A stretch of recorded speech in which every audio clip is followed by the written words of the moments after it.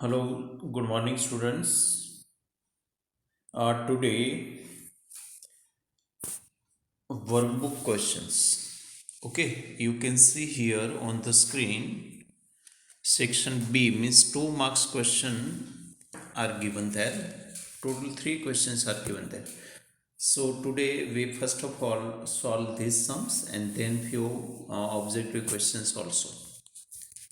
Okay, first of all, so far you understood all basic concept of this lesson in the very first lecture of this lessons, and then in previous one I have given you few extra sums also.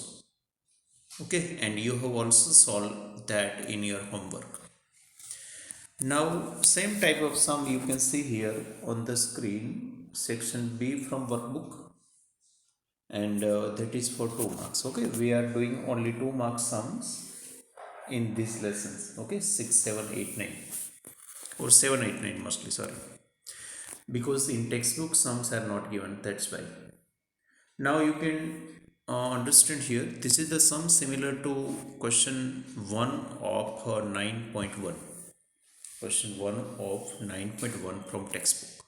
Okay, so understand question first of all. In parallelogram ABCD, we will talk here parallelogram and triangle only. The altitude corresponding to AB is 6 centimeter and the altitude corresponding to BC is 7 centimeter. Find AD. Corresponding मतलब इसके ऊपर आ रहा वो, इसके related, corresponding का मतलब related. और दूसरी बात, यहाँ कोई नेम नहीं दिया है कि ए बी पर जो एल्टीट्यूड आ रहा है इसका कॉरस्पॉन्डिंग एल्टीट्यूड कौन है, तो मैंने यहाँ डी ड्रॉ किया है। अगर आप ड्रॉ ना करो तो वहाँ पर इसका सिंबल H1 H2 रख सकते हो, क्योंकि अल्टीट्यूड को हम एच स्मॉल एच से डिनोट करते हैं हाइट के लिए। ओके, और फिगर की भी ऐसे तो ज़रूरत नहीं है, अगर आप सीधा वहाँ से पेयर बना लो। लेकिन मोस्ट ऑफ स्टूडेंट मिस्टेक क्या करते हैं वो समझ लो। वो ए बी का कॉरस जो अल्टीट्यूड है ना, इसको बी सी के अल्टीट्यूड के साथ मिक्सअप कर देते हैं। तो पेयर आपके ठीक होनी चाहिए। पेयर किसकी बनती है? तो बेस और कॉरस्पॉन्डिंग अल्टीट्यूड की। या तो आप दूसरे पेयर के अल्टीट्यूड ले लो, या तो बेस के साथ बेस मिला दो, या अल्टीट्यूड के साथ अल्टीट्यूड मिला दो, तो आपका जो एरिया की प्रोडक्ट बनेगी वो गलत होगी, क्योंकि आपको कॉम्बिनेशन तो ठीक से बनाना पड़ेगा ना। ओके, तो वो एक खास ध्यान रखो। इसलिए मैंने फिगर ड्रॉ की है कि मैं कुछ फार्मूला पहले लिख पाऊंगा। तो ए बी पर जो मैंने अल्टीट्यूड ड्रॉ किया है वो डी है, और बी सी पर जो ड्रॉ किया वो डी एफ है। फिगर नहीं ड्रॉ करो तो भी नो प्रॉब्लम, लेकिन आप ठीक से वो फार्मूला बनानी चाहिए जो मैंने 1 और 2 में बनाई हो। और बाद में मैंने लिस्ट आउट किया, देखो ए बी 14 और बी सी मांगा गया है, और कॉरस्पॉन्डिंग टू ए बी जो एल्टीट्यूड दिया गया है वो है 6, तो इसको मैंने डी नेम दिया है। और जो corresponding to B C altitude है इसको मैंने डी एफ दिया, आप फिगर देख सकते हो। तो मैंने ए बी 14, बी सी नहीं है क्वेश्चन मार्क, डी 6 और डी एफ 7 लिखा है। बस एरिया की फॉर्मूला आपको पता है पैरेललोग्राम के लिए, बेस इंटू एल्टीट्यूड, लेकिन एल्टीट्यूड कॉरस्पॉन्डिंग खास याद रखना, दूसरे का नहीं। तो मैंने ए बी का डी लिया है पहले से, आपको डी नेम नहीं देना है तो वहाँ ओनली H1 लिखो, सिंबल लिखो इसका, एल्टीट्यूड का ये लिखो, नो प्रॉब्लम। तो area of A B C D, A B multiply D करके 14 6 मैंने किया है, मल्टीप्लाई नहीं किया है, वो हम बाद में करेंगे। अगर एरिया मांगा होता तो मैं मल्टीप्लाई कर देता। ओके, 14 6 84 सेंटीमीटर स्क्वायर में आंसर देता, लेकिन एरिया नहीं मांगा है यहाँ पर। ऐसे दूसरी फॉर्मूला आपको मैं थोड़ा याद करवा दूँ। मैंने बोला था कि जितना एल्टीट्यूड होगा ना इतनी फॉर्मूला बनेगी, ट्राइंगल हो या पैरेललोग्राम हो। तो यहाँ दूसरी फॉर्मूला भी बनी है, क्योंकि बी सी और इसके रिलेटेड और एक अल्टीट्यूड है, तो B C multiply D F. तो वहाँ बी सी नहीं है, डी एफ है, क्योंकि बी सी का कॉरस्पॉन्डिंग अल्टीट्यूड 7 है। ओके, बस तो दोनों एरिया की फार्मूला रखी है, वैल्यू रखी है, और इसको नंबर 1 और 2 दिया है, दोनों एक ही बात बता रहे हैं, तो हमने कंपेयर किया है। कंपेयर करने से देखो हमें बी सी मिल गया, आप देख सकते हो स्क्रीन पर। लेकिन इसने एडी मांगा है, जो एडी तो कहीं पर है ही नहीं यहाँ पर, देखो। लेकिन आपको ये भी पता होना चाहिए कि ऑपोजिट साइड पैरेललोग्राम में इक्वल होती है। ओके, तो B C is nothing but A D, तो A D equal to B C equal to 12। समझ गए? तो मतलब ए डी मांगा है तो ए डी नहीं मिले, नो प्रॉब्लम, बी सी तो मिल गया, बस बी सी मिल गया वही ए डी। ओके, तो इसे थोड़ा याद रखना, पैरेललोग्राम में एक कन्फ्यूजन रहता है, कभी कभी जिसकी ज़रूरत होती है वो भी नहीं दिया होता स्टार्टिंग में, इसके ऑपोजिट साइड दी गई। तो आप एक काम करना, जो दिया गया इसको ऑपोजिट साइड भी इतनी ही ऐसे पहले से लिख लेना, ऊपर मैंने स्टार्टिंग में लिस्ट लिखा ना वहाँ है। ओके, या तो फिगर में, तो आपको कन्फ्यूजन ना हो कि ये तो दिया नहीं है या तो ये तो मिला नहीं है। ओके, तो this is again repeating sum and second also मैंने एक्स्ट्रा सम में जो प्रीवियस लेक्चर में दिया था, ऐसा ही सम बिल्कुल यहाँ पर है। देखो A D and B are altitude, यहाँ भी मैंने फिगर ड्रॉ की है। अब विदाउट फिगर भी ठीक से फॉर्मूला लिख सकते हो, तो ज़रूरत नहीं है। ओके, लेकिन यहाँ आप जो फेयरबुक या तो वर्कबुक में लिखते हो वहाँ लिखना पड़ेगा। तो यहाँ B C 20, A D 9, A C 15, find B. तो यहाँ भी देखो मैंने दोनों एल्टीट्यूड ड्रॉ किया और एरिया की फार्मूला लगा दी है, half into base into altitude. तो बेस मैंने पहले लिया बी सी, तो इसका एल्टीट्यूड ए डी आया, और मैंने दूसरे में लिया बेस ए सी, तो अल्टीट्यूड बी आया। दोनों की वैल्यू रख दी। वैल्यू रखने में थोड़ा ध्यान रखो, पेयर बनाने में ध्यान रखो, ऐसे वैल्यू रखने में थोड़ा केयरफुल रहो। ओके, बस दो फॉर्मूला रख दी है। यहाँ पे मैंने सिंप्लीफाई नहीं किया, कटिंग या कुछ नहीं किया, क्योंकि एरिया नहीं मांगा है, सीधा हमें कंपेयर ही करना था, तो कंपेयर किया। देखो, तो जो नहीं था वो मिल गया। कटिंग कैसे किया वो आप खुद देख सकोगे। ओके, यहाँ मैंने कैसे किया वो मत देखो, जस्ट आप सॉरी वैल्यू कैसे की है, शिफ्ट कैसे किया वो समझ लो। तो लास्ट में हमें b इक्वल टू 12 सेंटीमीटर मिल गया। ओके, तो दोनों सम रिपीटिंग थे। Number 3, area of A B C D, इसमें A B 15, A B C D 120 और पेरीमीटर चाहिए। तो आपको पता है एरिया दिया गया है, तो एरिया में से कुछ मिलेगा ना, क्योंकि वो लोग जो मेजरमेंट देते हैं एरिया या तो पेरीमीटर, वो खामोखाम नहीं देते हैं, इसमें से कुछ मिसिंग चीज़ हमें मिलती है, और वो जो मिला हुआ है इसका हम यूज़ आगे करेंगे। तो यहाँ देखो लेंथ है तो ब्रेड नहीं है। ओके, तो हमने देखो area of A B C D length into breadth होता है, मैंने लेंथ इंटू ब्रेड लिखना नहीं है, A B into B C लिखा है, बस इसमें सारी वैल्यू रख दी, दो वैल्यू रख दी, तो तीसरा बी सी मुझे मिल गया। कैसे वैल्यू रखी, कैसे शिफ्टिंग किया वो आप देख सकते हो। ये बी सी जो मिला हुआ एक्चुअली मांगा नहीं है, लेकिन हमें ये जब तक नहीं मिलेगा तब तक पेरीमीटर नहीं मिलेगा। तो हमें ये समझना चाहिए कि जो मांगा गया वो सीधा नहीं स्टार्ट होगा, जो दिया गया वहाँ से स्टार्ट करो। तो मैथ्स में एक खासियत याद रखना कि गिवन से स्टार्ट होता है, जो मांगा गया वो सीधा स्टार्टिंग नहीं हो सकता। ओके, जो दिया गया है वहाँ से स्टार्ट करो, इसमें से कुछ मिलेगा, वो मिला हुआ चीज़ या का जो क्वांटिटी है इसका यूज हम आगे जो मांगा गया वो फाइंड करेंगे, इसमें करेंगे। ओके, तो पेरीमीटर की फॉर्मूला आगे two in bracket L plus B. Okay, यहाँ टू लेंथ प्लस ब्रेड्थ होता है, तो लेंथ तो पहले से दी थी, ब्रेड्थ हमने बी सी ऊपर फाइंड किए, देखो पहले स्टेप में, बस वो सिंप्लीफाई किया तो हमें 46 सेंटीमीटर मिला। ओके, तो ऐसे छोटी बहुत बेसिक रिलेटेड सम है एरिया और पेरीमीटर रिलेटेड। ओके, तो अब थोड़ा याद रखना, और ये तीनों सम या तो वर्कबुक में या तो फेयरबुक में लिखो तो क्वेश्चन भी लिखना पड़ेगा। ओके, और वर्कबुक में लिखो तो आपके सामने जैसे मैंने लिखा है ऐसे लिख देना, और वर्कबुक तो मैं बोलता हूँ आपको ले ही लेनी चाहिए, ऐसे एग्जाम पर भी काम में आएगी। हाँ, अभी मैं क्वेश्चन नंबर 3 एंड 4 लिया ऑब्जेक्टिव क्वेश्चन में से, 1 2 नहीं, ट्रू फॉल्स और MCQ नहीं लिया है। तो देखो ये सारी फॉर्मूला है वो एक्चुअली कहाँ पर आ गई है, बेसिक में हमने स्टार्टिंग में की थी ना, इंपॉर्टेंट नोट स्टार में, जो मैं स्टार में आपको भेजता हूँ ना, वो सारा बुक में लिखते हैं इंपॉर्टेंट नोट्स के टाइटल के अंडर में। ओके, तो यही बात यहाँ पर है। फिर भी अगर आपके पास वर्कबुक है तो वर्कबुक में फिलअप कर देना, वर्कबुक नहीं है तो ये फेयरबुक में कॉपी करने की जरूरत नहीं, क्योंकि रिपीट हो रही है। ओके, तो देखो यहाँ सारी फॉर्मूला देख लो, एरिया ऑफ रोम्बस तो half into product of diagonals, वो आपने देखी, मैंने दी थी, प्रोवाइड की थी आगे। Area parallelogram base into corresponding altitude, only altitude नहीं, कॉरस्पॉन्डिंग अल्टीट्यूड मतलब इसका है दूसरे का नहीं। एरिया ऑफ स्क्वायर साइड का स्क्वायर, एल स्क्वायर बोलते हैं ना। Area of rectangle length into breadth, हमने अभी ये सारी फॉर्मूला यूज़ की है। Area of triangle half into base into corresponding altitude, corresponding का मतलब यहाँ भी रिलेटेड, इसके साथ इसके पर जो आ रहा हो। Area of right angle triangle half into product of sides, इसमें जो साइड होती है ना हाइपोटेनियस के सिवा की दो साइड, तो half into product of sides. वो एक्चुअली ऊपर की फॉर्मूला 5 नंबर पर से 6 नंबर आती है। एरिया ऑफ इक्विलेटरल ट्राइंगल, ये एक थोड़ी ठीक से याद रखना, बिल्कुल अलग है। √3/4 साइड स्क्वायर। ओके, इसमें तीनों साइड इक्वल होती है ना, तो साइड मतलब कोई भी साइड। और area of square diagonal square by 2, वो आपको देखो फर्स्ट फॉर्मूला जो है तो 1 number, first and last compare करो, दोनों एक ही।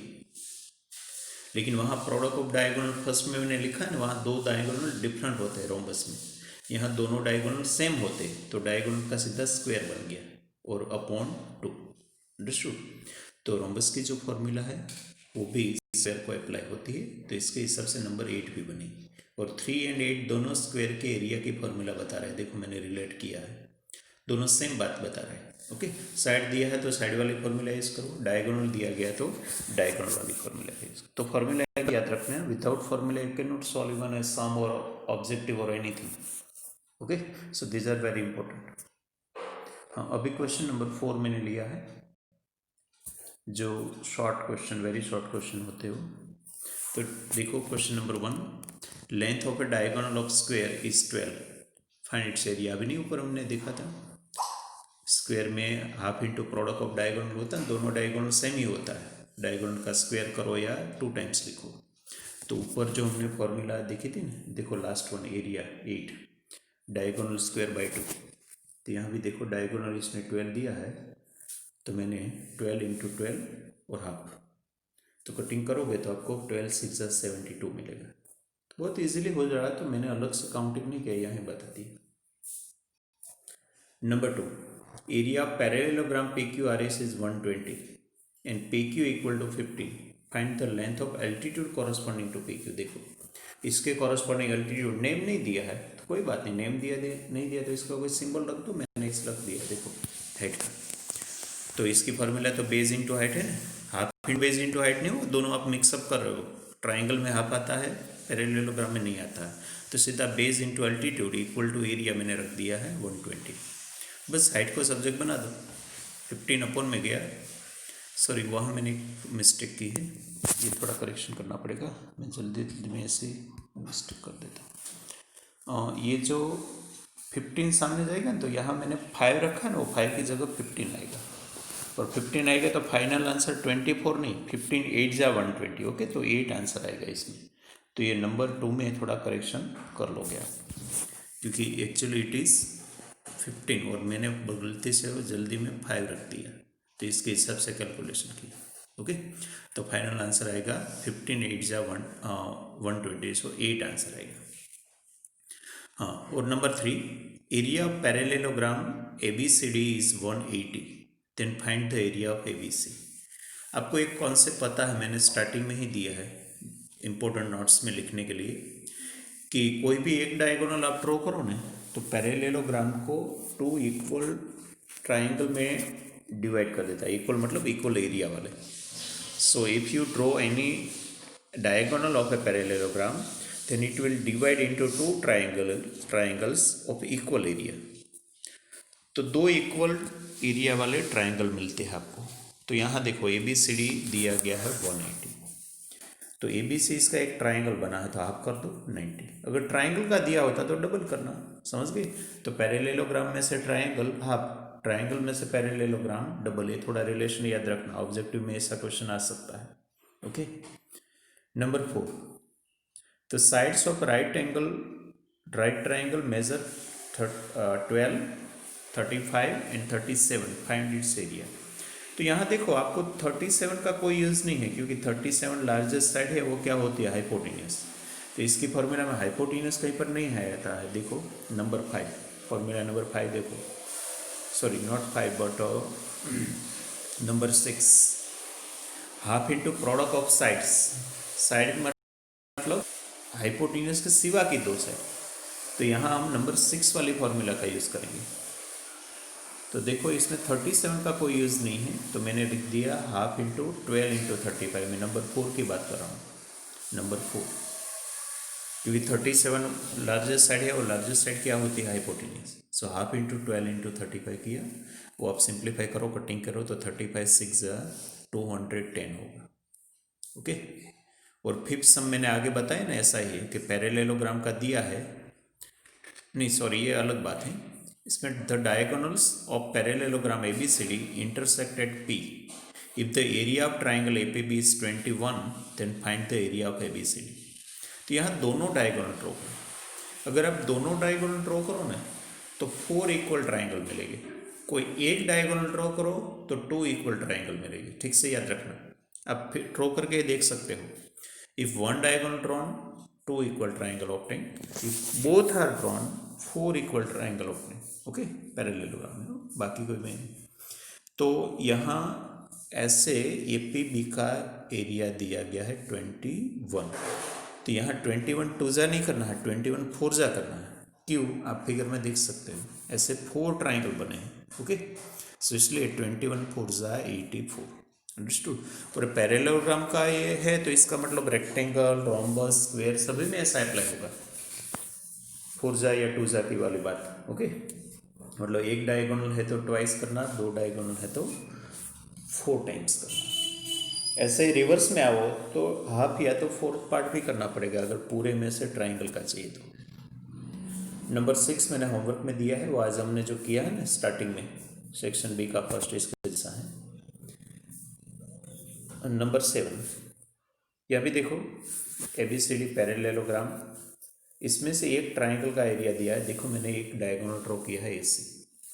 कौन सा डायगोनल ड्रॉ करना वो देखना हो, दोनों मत कर देना, एक की ज़रूरत है तो एक ही करना। तो इसने ACD का एरिया दिया गया 56 और पूरा ABCD का चाहिए। तो पूरा ABCD का चाहिए तो डबल कर दो, 56 टू जा 112। समझ में आया। तो ट्राइंगल में से पैरेललोग्राम चाहिए तो डबल, और पैरेललोग्राम में से ट्राइंगल चाहिए तो मोस्टली हाफ या तो कभी कभी क्वार्टर। नंबर 8 भी हमने आज सेकंड सम किया था ना, आगे सेक्शन B का स्टार्टिंग में ऐसा सम है, वो आप खुद कर सकोगे, वो होमवर्क में है। और number 9, perimeter of square given area, तो वो भी आज अभी हमने किया और आगे भी दिया था आपको पता, मैंने अगले लेक्चर में 5 सम एक्स्ट्रा दिया था और ऐसे ही कुछ होमवर्क में दिया था। इसमें ऐसा सम था, पेरीमीटर दिया है तो इसमें से हमें साइड मिलेगी, वो जो साइड मिलेगी इसका यूज हम एरिया फाइंड करने में करेंगे। ओके, सो वो 2 स्टेप का सम होगा लेकिन वेरी शॉर्ट। तो 9 भी होमवर्क में। अभी 10 देखो, 10 रिपीटिंग है, पैरेललोग्राम दिया गया है और आपको चाहिए ट्राइंगल का एरिया। तो मैंने फ्रिक्वेंटली बोल रहा हूँ, आगे 2-3 सम में भी बात आ गई है कि हाफ कर देना है। So 88 divide by 2 44। Okay, so again these are very basic sums, मैंने अगले लेसन में करवाया, आज करवाया, और यहाँ ऑब्जेक्टिव क्वेश्चन में आए, सारे एक टाइप के ही सम आ रहा है। Okay, so you just understand all of them and properly write with question in the fair book also, otherwise in workbook. Okay, so then in exam you can practice, otherwise book में, text book में कोई सम की practice मिलेगी ही नहीं तो आप सम करोगे कहाँ से। तो इसके लिए आपके पास कुछ रेफर करने के लिए होना चाहिए ठीक से, और मैं साइन करने के लिए और इंटरनल मार्क्स के लिए भी फेयर बुक तो मंगवाता हूँ, इसमें जो जो मैं बोलता हूँ अंदर होना भी चाहिए। Okay, understood. तो बस आज हम इतना ही रखते हैं और अगले लेक्चर में हम MCQ और ट्रू फॉल्स जो वर्कबुक के हैं वो फिनिश करेंगे। ओके, और इसकी मैं आपको PDF भी भेजवा दूंगा, लेकिन बाद में, अभी नहीं, शाम को या तो कल मिलेगी। Thank you.